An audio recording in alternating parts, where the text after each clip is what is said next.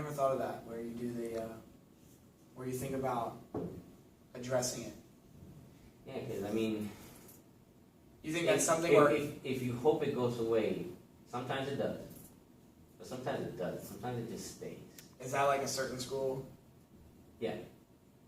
Yeah. Where it wasn't addressed right off the bat? Where it wasn't addressed right away, and that kind of stays. Then it impacts everybody else, because everybody else has to start changing the way they do things, because they worry about the repercussions.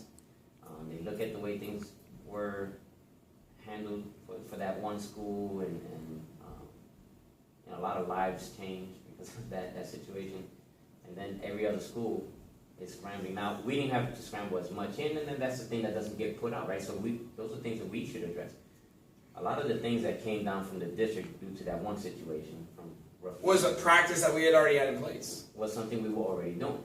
So it wasn't a big change for us. It was a reiteration of we need to continue to do this, and it's almost better. And on an aspect like where we were talking about that parent yesterday, and she was talking about like safety, because I think parents look at a school as safety.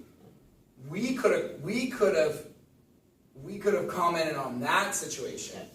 and we could have said, here at this place, we already had those safeguards for years. Right. And those have already been tried and proved practices here at this building, and seeing that they're both the same exact building. Right. Yeah, exactly. We're the exact same building. Exact same, room number by room number. The only difference are the colors, the color scheme.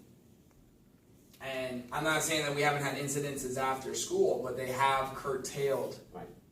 And this leads up to that there should be better communication between schools that have common practices everywhere. Yeah.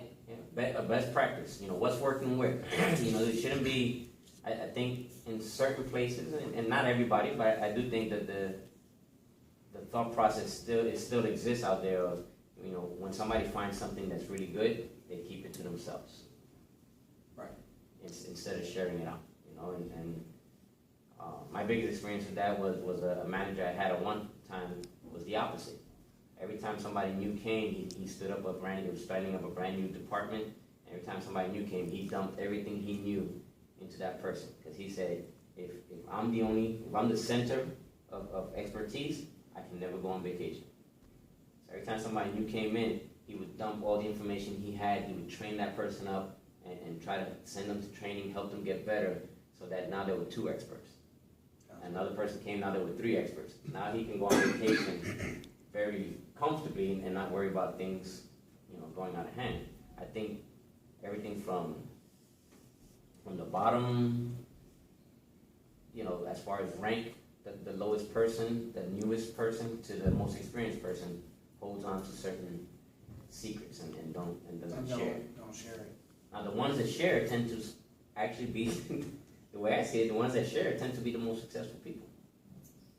Because they don't have that fear of, they don't have the information I'm going to share, somebody's going to use it and get ahead of me.